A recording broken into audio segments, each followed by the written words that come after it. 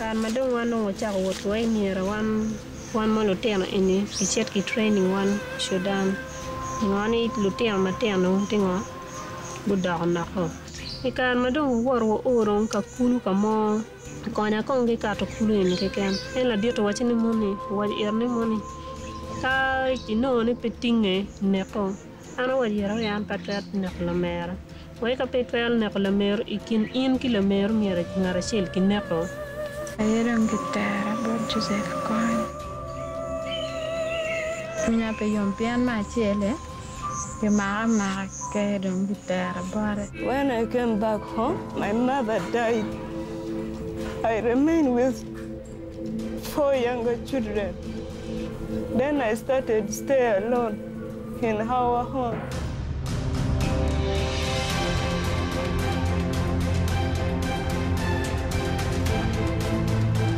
I introduced practical dressmaking, basic cookery, and so forth. And that year alone, that was 2002, we got about 200 girls who came.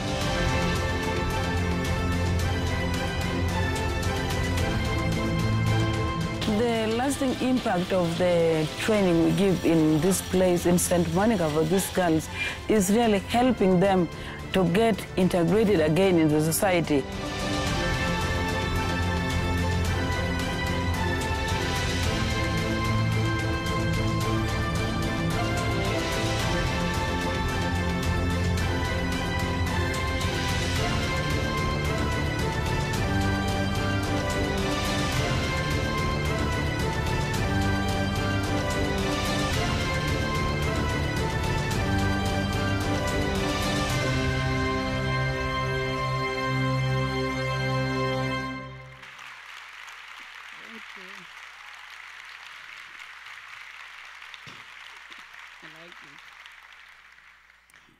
Hello, everyone. My name is Diana Swain. I'm an investigative journalist with CBC Television in Toronto, and I host a program originally called The Investigators with Diana Swain. We didn't spend a lot of time working on the title. Like you, I'm thrilled to be here for the conversation that's about to take place. And what a thrill it is for me to be able to talk to you personally, Sister. This is Sister Rosemary Nyirumbe. I want to make sure that I say your name correctly. As you saw in the preamble videotape, U.S. and Ugandan troops have now stopped looking for Joseph Kony. He's the rebel leader who terrorized so much of Uganda and other parts of Africa. He is diminished in every way now, both physically, he's said to be quite ill, one would hope, and that his army is down to maybe 100 people. But the impact of what he did and what he led is still being felt. And it's thanks to people like Sister Rosemary that their wounds are starting to be healed by someone who cares about them and loves them. So we want to hear more about what you've been able to do. Thank you so much for joining us. First of all, a welcome. Thank you so much.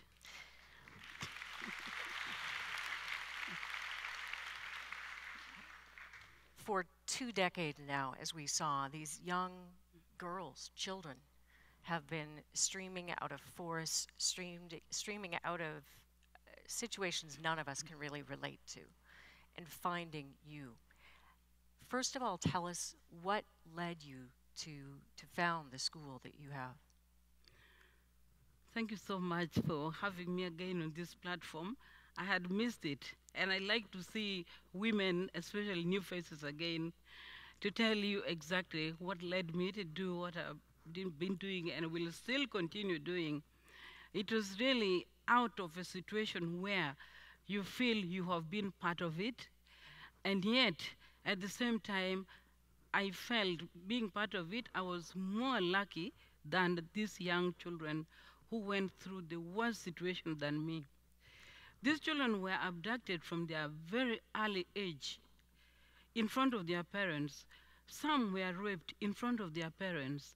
These children were made to grow with rebels and taught so many different things, forced to kill sometimes their own siblings, forced to kill their friends. And that is a situation I witnessed. I lived through it, and still I felt lucky because I was not abducted and I was not forced to do what these kids do. And I decided that I needed to do something to let these young people grow in a better situation by doing small things to rehabilitate their lives. So you found this school. How do they find you? The first time when I went to that school, it was so difficult even to know who I was with. I had not known that these girls were trained soldiers. And I came in contact with one girl who actually was one of the rebel commanders. I decided to befriend this girl until she began to tell me her story. And later, when I came to know that most of the girls I had with me were actually girls who came from captivity and were forced to kill, were trained to commit terrible atrocities, I decided to go on radio. I made an announcement. And I knew the announcement I was making on radio was dangerous because even those rebels would listen to me. But yet, I had to stand up and take that risk to say, I know there are girls out there who came from captivity, they've returned home, and I knew they were not accepted by the society. They were not accepted by their parents because people named them killers. People called them rebels. And most of these girls were just by themselves. I made that announcement to invite them to this school, and I clearly told them, come as you are. If you have children, come with them.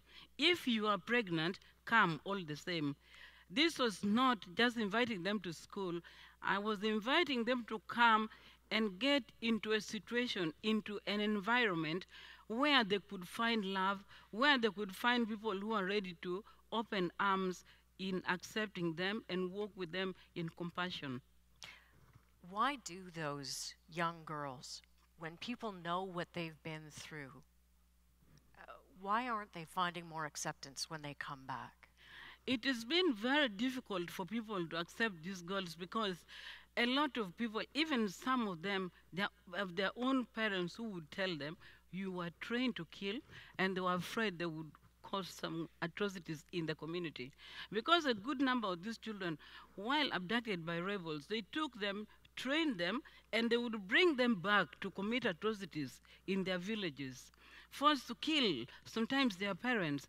And so relatives or even people in the community were afraid, say these children are totally brainwashed and they can commit atrocities anytime. So when they come back and they find you, what shape are they typically in? These children would come in this place, and you would know these are people who really feel their life doesn't exist anymore. You see them deeply traumatized. Some were physically maimed, and some had these children who they wanted not to be with. And so mine was to encourage them to love these children. But how would I do it? Because you can never teach people to love. I had to physically be with them, like adopt them, and show them that these children are innocent, and you yourself, you are innocent. I had to tell these girls, I know what you have gone through, but forgive yourselves, walk through it, and take your life in your own hands. That was the journey I had to make with them, and I didn't know how far it would take. It took us so long to get with some of them, even a step ahead. I think all of us, when we see stories like this, when we see videotape like that, you find a level of connection, something that resonates in your own life. I have a younger sister, just 2 years younger than me, but as we grew up, she was always a bit taller. I was the really skinny one. And it's funny, that's what I connected with when Susan talks about being told she has to carry her sister. And if she doesn't, her sister will be killed or she will be asked to kill her. What in fact happened? You know, Susan's story is actually a representation of what many of these young women were forced to do. And Susan, when she tells her story of how she asked the rebels to help her carry her younger sister, they refused and told her, you have to choose between the life of your sister and yourself. And you have to kill your sister yourself, and then you remain alive. And they gave her the machete, and she had to kill her sister. When she tells that story, she always concludes by saying, when I think of my sister I killed with my own hands, I feel up to now that I killed myself. So many of these young girls have come to you, shared their stories with you, and yet as I sat with you this afternoon, we sat in the back of the hall, you were listening to these conversations. I know you've been to many of these events in the past, and you have a remarkable grace and peace about you. How do you manage all that you've been told? You know, it's really something you have to assimilate and become part of it and not be trapped in it, but think of how you can move forward to do something to change the life of somebody. It may not be something big, and in my case, I really took one item to say, these young people are considered like trash. They are not accepted. I am going to make sure that we use trash just to let them know they can make trash beautiful and their life can be beautiful.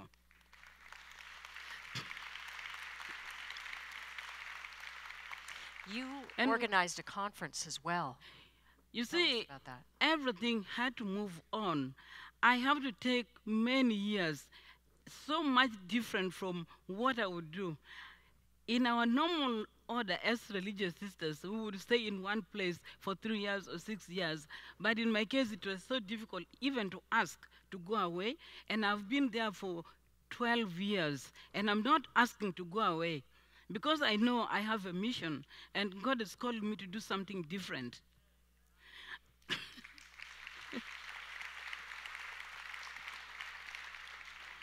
So I have to keep on revaluing these young women, looking forward to making their lives better. And last June, I decided to organize a peace conference. But I'm telling you, I organized this conference out of anger. When you want me to do something about women, you anger me. If you cause me trouble, I will go forward and act in a positive way. I had a conference which was organized in the center, and I noticed a lot of men were given opportunity to talk. I did not hear a single woman ask to talk, not even me. I got angry for 3 days. And I say, why is it that people don't want to hear the voice of women? These are successful men. These are men who didn't have all the trouble these young women are having, and they don't want to listen to them. So after 3 days, I say, okay, Rosemary, decide something. So I said, I'm going to organize a conference, the same one, and I will invite my girls who are here, who people think cannot speak, who people think are trash, to come and speak.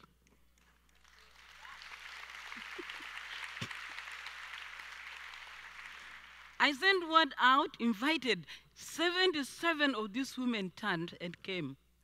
And the conference was something which touched me so deeply because we didn't only get girls who were abducted by rebels, we included also women who came from South Sudan as refugees and live in camps. These women coming from refugees camps experienced the first time coming out, listening to women who go through the same conflict in the society like them. They had their own story to share while they listened to other women, and every story was moving and touching, and it was all new. And I hope and pray that this conference will be done every year.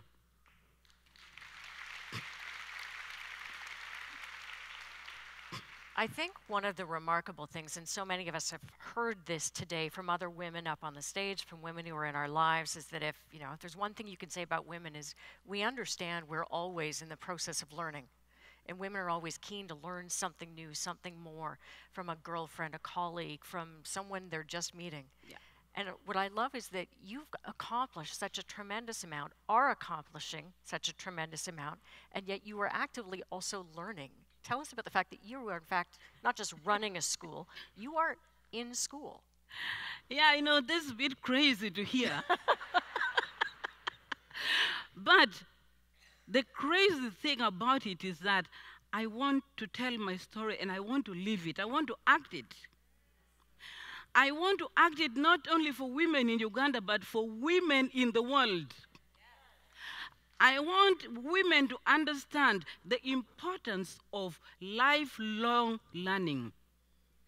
You'll be surprised. Rosemary is doing PhD. Snap.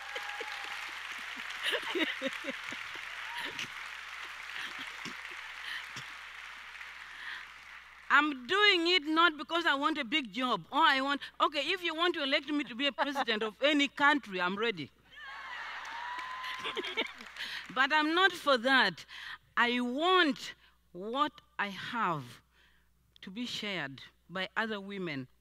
I want not only to speak about learning from any situation, but I want to be an example. I want to be the subject of what I say. This is why I've decided to take this crazy journey.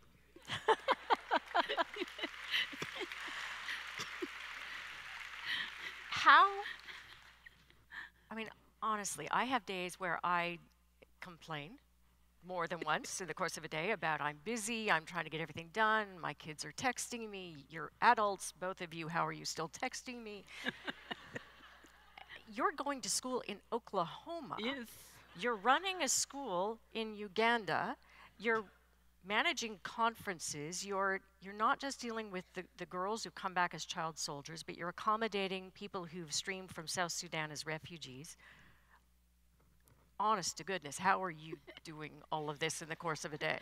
You know, one thing though, we all have the stereotype mentality about education and learning, that it is for this little girl, it is for that little boy. But what I want to do is to have a need-based curriculum. We have to need that curriculum. Why do we want women to study? And we need to include women who lost their chances of education or who feel that they are very busy to decide what they want to learn.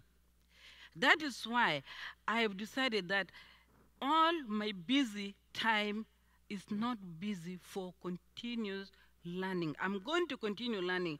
And by the way, learning doesn't mean only sitting in a classroom.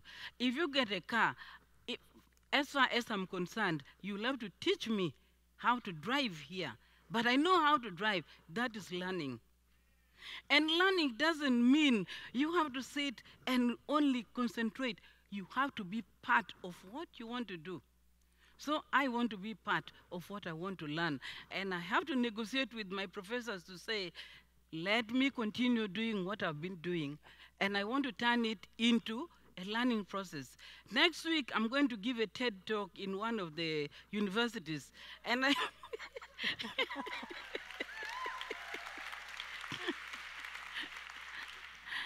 asked the professor, I said, since I'm going to give this TED talk on a day when I should have a class, can you do something? And, and he told me, say, okay, Sister Rosemary, we shall live stream it for other students, and it will be your assignment. I have to say as well, we were chatting beforehand, you flew here to do this. The luggage didn't make the trip, so often the case. And so you went shopping, and don't we show up in the same outfit? It's very strange. I know when I was shopping, there was nothing frustrating me. And those who are giving me things said, don't you want a pair of shoes? I said, no, nobody's going to see my feet. And don't look at my feet even now. The important thing is that I walked here, and I'm going to walk out. That's fine. You look beautiful. Thank you. You are a beautiful presence, and what an inspiration. I don't think there's anyone here that doesn't feel inspired by your message and the work that you've done, and thank you so much for doing it and for telling us about it. Thank you, thank you. I didn't show them the bag. Oh, my goodness. I'm so interested in listening to you. We've forgotten something important, so let me just get to this, and I'll reach down. Tell us about this bag, this beautiful bag, and where it comes from. I wanted to come in modeling, but I didn't have the right shoes for modeling. This is the exact trash I'm talking about. that the women have to work and make this trash beautiful, just as their life. This is made of soda cans. And they make this as part of their rehabilitation.